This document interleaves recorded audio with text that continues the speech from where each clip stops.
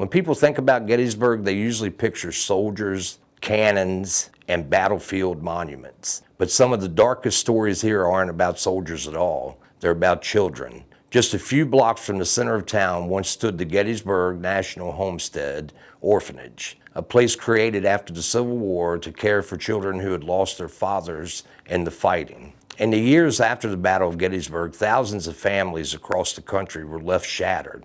Fathers never come home, mothers struggled to survive, and many children suddenly had no one to care for them. So the orphanage was established to give those children a place to live. But what was supposed to be a safe refuge quickly became something very different. The orphanage was run by a woman named Rosa Carmichael, and according to many accounts from the children who lived there, life under her rule was harsh and often cruel. Years later, former residents described punishments that were disturbing even by the standards of the 1800s. Children were reportedly locked inside a small shed known as the punishment dungeon. Some said they were chained to walls or left in the dark for hours. One of the most chilling stories involves Carmichael allegedly placing children into fresh graves in the nearby cemetery as punishment, forcing them to lie in the dirt while she covered them with boards. Eventually, the abuse became so severe that the state intervened.